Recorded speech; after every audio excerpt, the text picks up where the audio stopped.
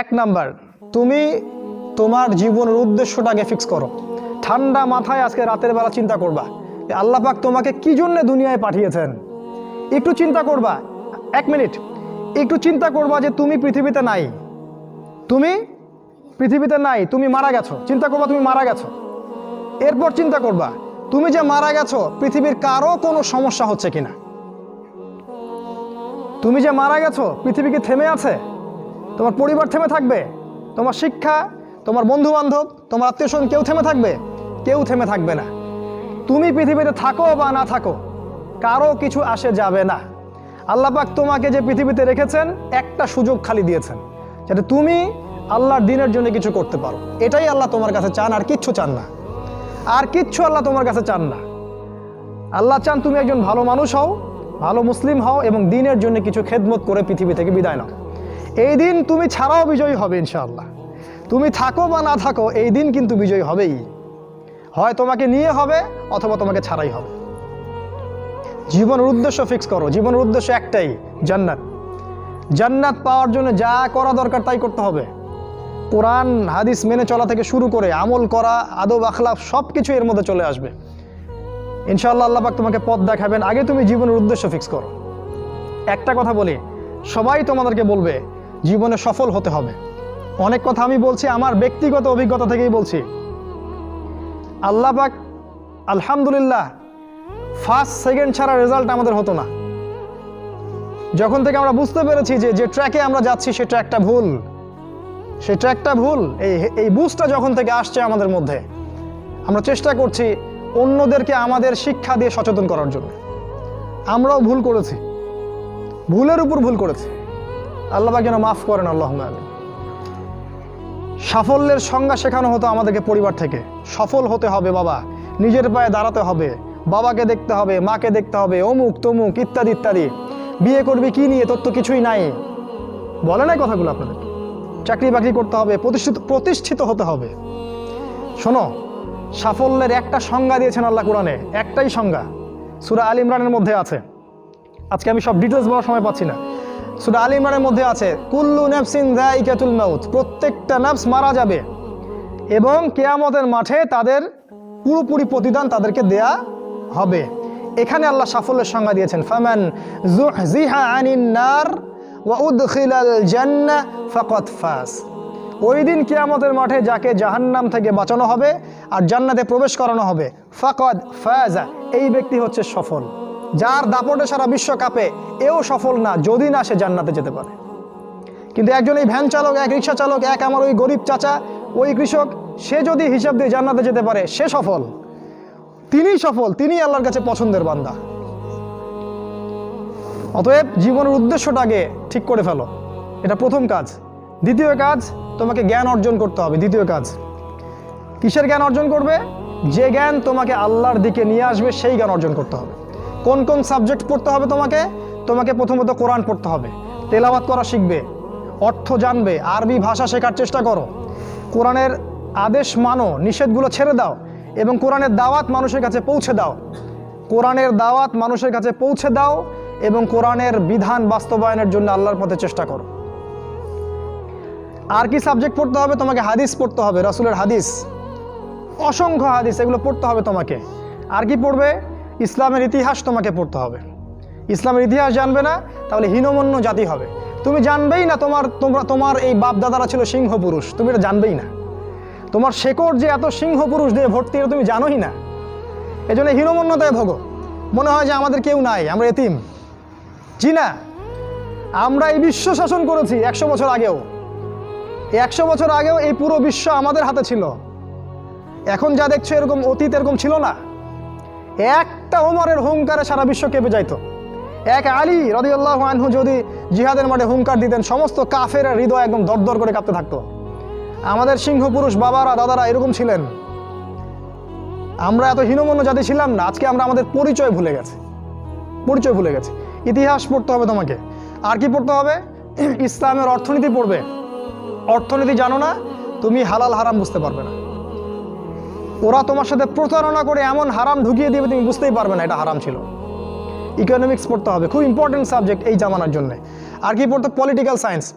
এই বিশ্ব রাজনীতি সম্পর্কে পড়াশোনা করবে, এটা গুরুত্বপূর্ণ সাবজেক্ট। এছাড়া জেনারেল লাইনে যে পড়াশোনাগুলো করছো এগুলো ভালো, আমি এগুলো পড়তে নিষেধ করিনি। আমি বলেছি এগুলোর শিকড়টা হবে ইসলামিক।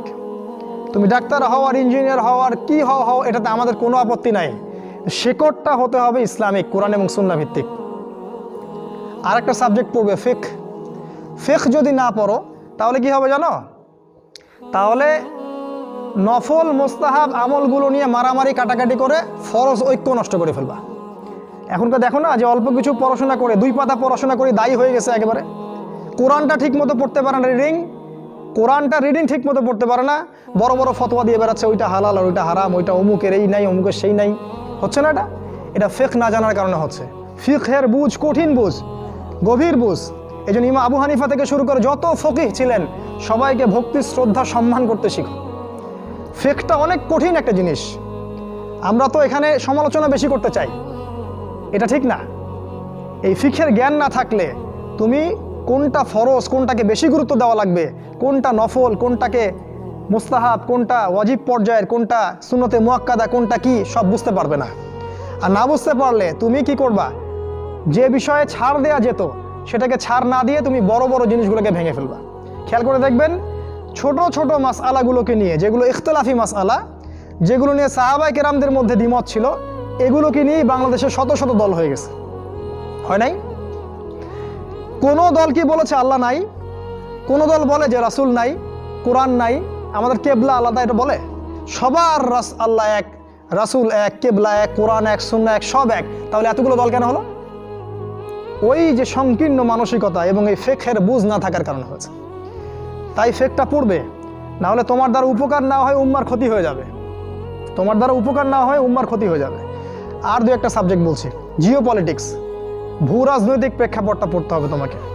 এর সাথে একটা সাবজেক্ট অবশ্যই পড়বে রাসূলুল্লাহ সাল্লাল্লাহু আলাইহি ওয়াসাল্লামের জীবনী। এই কয়েকটা সাবজেক্ট যদি পড়তে পারো, শেষ জামানায় ইনশাআল্লাহ আল্লাহ পাক তোমার হাতে পতাকা দিবেন এবং তুমি আল্লাহর দ্বীনের পতাকা বহন করবে ইনশাআল্লাহ। জ্ঞান নাই, কিচ্ছু করতে পারবে না। যদি তুমি জ্ঞান অর্জন করতে না পারো, তুমি বাতিলের মোকাবেলা করতে পারবে না। এখনকার যুদ্ধটা অস্ত্রের যুদ্ধ না, এখনকার যুদ্ধ জ্ঞানের যুদ্ধ। তুমি ওদের সাথে অস্ত্রের যুদ্ধ করে পারবে না। এখনকার যুদ্ধটা জ্ঞানের যুদ্ধ।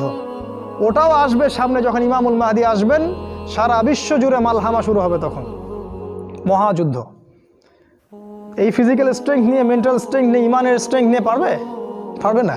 জ্ঞান অর্জন করো, কারণ রাসূল সাল্লাল্লাহু আলাইহি ওয়াসাল্লামকে প্রথম আল্লাহ আদেশ করেছেন ইকরা, পড়ুন পড়ুন পড়ুন। জ্ঞান নাই, সমাজ সংস্কার করতে পারবে না। এটা 2। 3 নাম্বার হচ্ছে জ্ঞান অনুযায়ী আমল করতে শেখো দ্রুত। যতটুকু জানলা আমল করতে শেখো, আগামীকালের জন্য ফেলে রাখবে না। আজকে যা শিখেছো আজকে আমল করো। রাসূলের সুন্নাহগুলোকে গুরুত্ব দিয়ে করো। যেখানে ইসলাম প্রশস্ততা দিয়েছে সেখানে প্রশস্ততা প্রদর্শন করো, যেখানে প্রশস্ততা নাই সেখানে ওটাই মেনে চলো। ইসলাম একটা প্রশস্ত রিলিজিয়ন, এখানে অনেক কিছু প্রশস্ততা আছে। সেই প্রশস্ত ইসলাম ফলো করো, আমলগুলো করো। প্রতিদিন 5 ওয়াক্ত সালাত মসজিদে জামাতের সাথে পড়তে হবে। যখন তুমি রমাজান মাস পাবে, সওম রাখতে হবে। জাকাতের সম্পদ আসলে জাকাত দিবে। মানুষের সাথে ভালো আচরণ করতে শিখো, উম্মাকে ঐক্যবদ্ধ করতে শিখো। কোরআনের জ্ঞান অর্জন করো, সুন্নাহর জ্ঞান অর্জন করো এবং জানা অনুযায়ী আমল করে তুমি তোমার নিজের ভিতরে একটা পরিবর্তন নিয়ে আসো। পবিত্র হওয়ার চেষ্টা করো, সব পাপ থেকে তওবা করে ফিরে আসো। রাসূলের সুন্নাহগুলোকে গুরুত্ব দাও। A to Z, বাথরুমে যাওয়া থেকে শুরু করে তোমার জীবনের প্রতিটা ক্ষেত্রে নবীজির সুন্নাহগুলোকে তোমার উপর বাস্তবায়ন করো। নিজের উপর সুন্নাহ নাই, তুমি সমাজে সুন্নাহ বাস্তবায়ন করতে পারবে না। 3 নাম্বার। 4 নাম্বার, আদর্শ পরিবার গড়ে তোলো। আদর্শ পরিবার গড়ে তোলার জন্য তোমাকে তাড়াতাড়ি বিয়ে করতে হবে। তোমার সামর্থ্য আছে, শারীরিক মানসিক সামর্থ্য আছে, রুজির একটা ব্যবস্থা আছে, বিয়ে করে ফেলো, দেরি করবে না। বিয়ে করে ফেলো, দেরি করবে না। আমি বলছি অবশ্যই অবশ্যই তোমার শারীরিক সামর্থ্য থাকতে হবে, মানসিক সামর্থ্য থাকতে হবে, অর্থনৈতিক সামর্থ্য থাকতে হবে, একটা মেয়ের রেসপন্সিবিলিটি নেওয়ার সামর্থ্য থাকতে হবে। সামর্থ্য হয়ে গেলেই তুমি বিয়ে করে ফেলবে, আর কোনো দিকে দেখার দরকার নাই। এমনকি তোমার যদি একাধিক বিয়ে করার সামর্থ্য থাকে সেটাও তোমাকে করতে হবে। যার একাধিক বিয়ে করার সামর্থ্য আছে সে যদি না করে সেটাই তার জন্য গুনার কাজ। জি, এই কথাগুলো বলার সাহস পায় না অনেকে, এই কথাগুলো বলার সাহস হয় না, আলেমদেরই হয় না। দুইটা বিয়ে করলে মানুষ আবার কি মনে করবে, আমার মনে হয় চরিত্রের সমস্যা, ইত্যাদি ইত্যাদি। আরে বোকা, তাহলে কোরআনের মধ্যে 4টা বিয়ের কথা আসলো কেন? আল্লাহ পাক কি এমনি এমনি আয়াত নাজিল করলেন নাকি? আল্লাহ পাক খুব ভালো করেই জানেন ছেলেদের চেয়ে মেয়েদের সংখ্যা বেশি হবে, অনেক ছেলে মারা যাবে, মেয়েরা সমাজে বেঁচে থাকবে। কত অসংখ্য এতিম মেয়ে সমাজে পড়ে আছে, অসংখ্য বিধবা মেয়ে সমাজে পড়ে আছে। ওদের দায়িত্ব নিতে হবে না? কে নিবে ওদের দায়িত্ব? যদি ছেলেরা দায়িত্ব না নেয় কে দায়িত্ব নিবে? ওই মেয়েগুলা কি সমাজের প্রজাপতি হয়ে থাকবে? ওরা কি পতিতালয়ের সম্পত্তি হবে? ওদের অধিকার নাই? এখানে অধিকার দিলে আমরা চরিত্র খারাপ হয়ে যায়। আর এদের সাথে তোমরা সারা দেশে এবং বিশ্বে জেনা করে বেড়াচ্ছ, এগুলাতে চরিত্র খারাপ হয় না। একটা ছেলে বিয়ে করার পরেও 10টা মেয়ের সাথে পরকীয়া করে, এটাতে চরিত্র খারাপ হয় না। কিন্তু যদি আরেকটা বিয়ে করে তখন সমাজের মানুষ তাকে বাঁকা চোখে দেখা শুরু করে। এটা জাহিলিয়াত, এটা পুরো সম্পূর্ণ মক্কার জাহিলিয়াত চলছে। 5 নাম্বার, তোমার সন্তানদেরকে মানুষ করে যাও। কালকে তুমি থাকবে না, তোমার সন্তানরা বেঁচে থাকবে। এক একটা সন্তান, এই যে বাচ্চাগুলোকে এমনভাবে বড় করতে হবে যাতে এরা আগামী দিনের ওমর হয়, আগামী দিনের হামজা হয়, আগামী দিনের খালিদ বিন ওয়ালিদ রাদিয়াল্লাহু আনহু হতে পারে ইনশাআল্লাহ। নিজে কি করেছি, সারা জীবন বৃথা চলে গেল। নিজের সাথে যা হয়েছে হয়েছে, বাচ্চাদের সাথে আর রিস্ক নেবেন না। বাচ্চাদেরকে ধ্বংস করবেন না আল্লাহর ওয়াস্তে। ওদেরকে আল্লাহর পথে দিয়ে দিন, দিন শেখান, কোরআন শেখান, হাদিস শেখান, ডিনামাইট করে গড়ে তোলেন। 7 নাম্বার, হালাল রিজিক অন্বেষণ করো তোমরা। রিজিকটা যত ছোট পেশা হোক না কেন, যদি হালাল হয় অবশ্যই সেটাই উত্তম। আর যত বড় পেশা হোক না কেন, যদি হারাম হয় সেটা তোমার জন্য জাহান্নামে যাওয়ার কারণ হবে। অনেক বড় পদ আছে কিন্তু সেখানে ঘুষ আছে, সুদ আছে, প্রতারণা আছে, সেখানে যাবে না। আল্লাহর ওয়াস্তে সেখান থেকে দূরে থাকো। আর তুমি যদি কৃষক হয়ে থাকো, তোমার রুজির মধ্যে হালাল থাকে, তুমি কৃষিকাজ করেই সংসার চালাও, কোনো সমস্যা নেই ভাই, কোনো সমস্যা নাই। লজ্জার কিছু নাই, অপমানের কিচ্ছু নাই। তুমি আল্লাহর কাছে প্রিয় বান্দা। আল্লাহ পাক বলেছেন ইন্নাল্লাহা তাইয়্যিব লা ইয়াকবালু ইল্লা তাইয়্যিব। আল্লাহ পাক পবিত্র, পবিত্র রিজিক ছাড়া তিনি গ্রহণ করেন না। সারা জীবনের ইবাদত কবুল হবে না যদি আপনার রিজিকের মধ্যে হারাম থাকে। কিচ্ছু করার নাই, নবীর কথা পাল্টাতে পারবেন না। সারা জীবন সুদ ঘুষ খেয়ে বছর বছর হজ উমরা করবেন আর হাদিস সাহেব লকব লাগাবেন, ওইসব করে লাভ নাই আল্লাহর কাছে, কোনো লাভ নাই। ওইরকম হজ আবু জেহেলও করতো, আবু জেহেল হজ করতো এরকম। ওইসব হজ উমরা আল্লাহ পাকের কাছে দেখায় লাভ নাই। রিজিক হতে হবে পিওর, পরিশুদ্ধ, যেটা খুব ডিফিকাল্ট। এই জন্যে আপনাকে নাসিহা করছি, কৃষিভিত্তিক অর্থনীতির দিকে চলে আসেন। কৃষিভিত্তিক অর্থনীতি, এটা আপনার জন্য ভালো হবে ইনশাআল্লাহ। আর ব্যবসা ভিত্তিক, কটা বললাম? 7, 8, আর 2-3টা বলে শেষ করছি। 8 নাম্বার হচ্ছে শারীরিকভাবে শক্তিশালী থাকতে হবে। এর জন্য আপনাকে নিয়মিত ব্যায়াম করতে হবে, নিয়মিত ফিজিক্যাল এক্সারসাইজ বলেন, জিম বলেন, অন্যান্য যে বিষয়গুলো আছে এগুলো আপনাকে করতে হবে। যে খাবারগুলো আপনি খাবেন, প্রত্যেকটা খাবার বিশুদ্ধ কিনা অবশ্যই পরীক্ষা করে খাবেন। এমন কোনো খাবার খাবেন না যে খাবার প্রস্তুত করেছে ওরা, অর্থাৎ ওরা, বুঝতে পারছেন কারা? কারণ ওদের খাবারের মধ্যে এমন কিছু থাকে যেটা আপনাকে আস্তে আস্তে আস্তে আস্তে ধ্বংস করে দিবে। এত ক্যান্সারের রোগী আগে ছিল, এত ডায়াবেটিসের রোগী আগে ছিল, এই যে প্রেশার, হাবি জাবি, স্ট্রোক এগুলো আগে ছিল না, এগুলো রোগ আগে ছিল না। বিগত এই 50 বছরে দেখবেন এমন এমন সব রোগ এত বেশি বেশি করে বাসা বেঁধেছে যে আমাদের প্রজন্মের পর প্রজন্ম ধুকে ধুকে মারা যাচ্ছে। অতএব খাবারের ব্যাপারে সচেতন থাকবেন। এমন খাবার গ্রহণ করবেন না যে খাবারটা বিশুদ্ধ না, যে খাবারটা ম্যানুফ্যাকচার, সেটা গ্রহণ করবেন না। মানে মানুষ ওই কলকারখানায় তৈরি করেছে এমন খাবার খাবার খাবেন না। নিজে খাবার উৎপাদন করে খান, নিজে চাষ করে খান, খাঁটি জিনিস খুঁজে খুঁজে খাবেন। আল্লাহর ওয়াস্তে এটা নসিহা করছে এই কারণে, আপনি প্রচণ্ড অসুস্থ হয়ে যাবেন যদি আপনি ওদের খাবার খান। আজকে বুঝতে পারবেন না, যখন হবেন তখন আমার কথা বুঝতে পারবেন। এটা কত বলো? 8,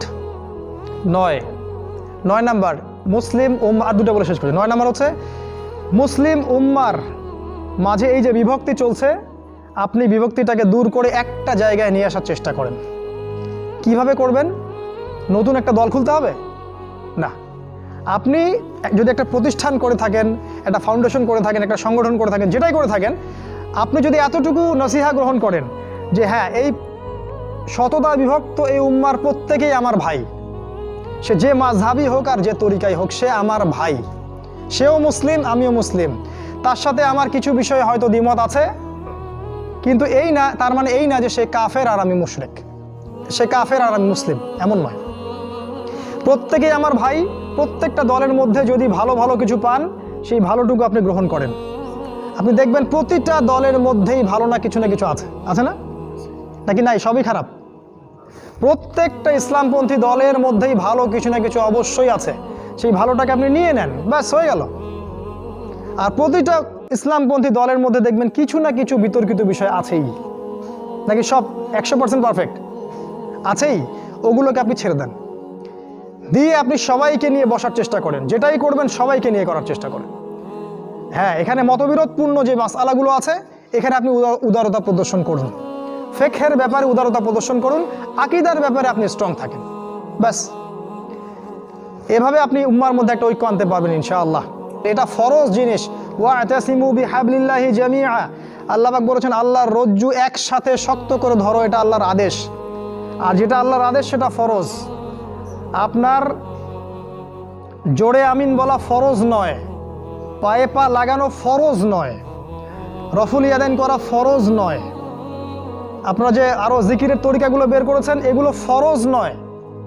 এগুলো গুরুত্বপূর্ণ হতে পারে, সুন্নাহ, ফরজ নয়। ওয়া'তাসিমু এটা ফরজ। আল্লাহর রজ্জু সব শক্ত করে একসাথে ধরে থাকো, এটা ফরজ। আপনি ফরজটাকে ছেড়ে দিয়ে সুন্নাহ ধরতে পারেন না। যদি ধরেন তাহলে আপনি আপনার নির্বোধ, আপনি বোঝেন না যে কোনটাকে বেশি গুরুত্ব দিতে হবে। অতএব উম্মার ঐক্যের জন্য কাজ করুন। যারা ঐক্যের জন্য কাজ করছে ওদেরকে সহযোগিতা করুন। আপনার সময় থাকলে সময় দেন, মেধা থাকলে মেধা দেন, অর্থ থাকলে অর্থ দেন, অথবা দোয়া করে সহযোগিতা করুন। যেভাবে পারেন আপনি তাদেরকে সহযোগিতা করুন। লাস্ট আরেকটা হচ্ছে, আপনাকে আল্লাহ পাক যে সময়টুকু দিয়েছেন এই যৌবনের, এই দুনিয়ার জীবনের, আল্লাহর দ্বীনের দাওয়াত আপনি প্রচার করেন। আপনার মধ্যে যতটুকু এলেম কালাম আছে, বাল্লিগু আন্নি ওয়ালাউ আয়া, একটা আয়াতও যদি জানো আমার পক্ষ থেকে, প্রচার করে দাও। প্রতিটা দিন আপনি আল্লাহর পথে দাওয়াতের জন্য নেমে পড়েন। ফুল টাইম দায়ী হতে বলছি না আমি, পার্ট টাইম দায়ী হয়ে যান। প্রতিটা দিন কিছু না কিছু সময় আল্লাহর দ্বীনের জন্য ব্যয় করেন। মসজিদে বসেন, তালিম করেন, লোকজনকে নামাজের দিকে ডাকেন, আল্লাহর পথে সময় দেন। আপনি যারা দ্বীনের পথে কাজ করছে ওদেরকে হেল্প করেন, নিজে দাওয়াতি কাজ করেন, আপনার সেক্টরে দাওয়াতি কাজ করেন। নিজের মধ্যে, নিজের বন্ধু মহলে, পরিবারে, আপনার আত্মীয় স্বজনের মধ্যে দাওয়াত দিতেই থাকেন। শোনে শুনুক, না শুনুক নাই, কথা বোঝেন নাই? শুনুক বা না শুনুক, আপনি দাওয়াতি কাজ করতেই থাকেন। ইনশাআল্লাহ এই 10টা কাজ যদি আপনারা যুবকরা করতে পারেন, আমি আশাবাদী ইনশাআল্লাহ আগামী দিনগুলোতে আপনিই হবেন ইমামুল মাহদির সৈনিক ইনশাআল্লাহ। আজকে আর লম্বা করছি না। আল্লাহ পাক আমাদের সবাইকে এই 10টা গুণাবলী অর্জন করার তৌফিক দান করুন, এবং আমাদের জীবন এবং আমাদের যৌবনটাকে আল্লাহর পথে ঢেলে দেওয়ার, উৎসর্গ করার তৌফিক আল্লাহ পাক দান করুন। আল্লাহ রাব্বুল আলামিন আমাদের প্রত্যেকে কোরআন এবং হাদিসের বুঝ দান করুন, আল্লাহুম্মা আমিন। আল্লাহ পাক আমাদের সবার আদর্শ পরিবার গড়ে দিন, হালাল রিজিকের ব্যবস্থা করে দিন, আমাদের বিয়েগুলোকে আল্লাহ সহজ করে দিন। আল্লাহ পাক সমাজের সমস্ত জাহেলিয়াত থেকে আমাদেরকে হেফাজত করুন। আল্লাহ পাক আমাদেরকে কোরআন, সুন্নাহ এবং রাসূলের আদর্শে জীবন গড়ার তৌফিক দান করুন। আল্লাহ পাক আমাদেরকে ইসলামের ইতিহাস পড়ার তৌফিক দান করুন। আমাদেরকে ইসলামের বীর সেনানী হওয়ার তৌফিক দান করুন। আমাদের মৃত আত্মীয় স্বজনদেরকে আল্লাহ পাক মাফ করে দিন। যারা অসুস্থ আছে আল্লাহ পাক সবাইকে শেফায়ে কামেলা দান করুন। এবং আমাদের যা কিছু আছে, আমাদের জান, মাল, ইজ্জত, সময়, শ্রম সব কিছু ব্যয় করে আল্লাহর পথে দাওয়াত এবং আল্লাহর জন্য জিহাদ করার তৌফিক আল্লাহ পাক দান করুন। আল্লাহুম্মা আমিন।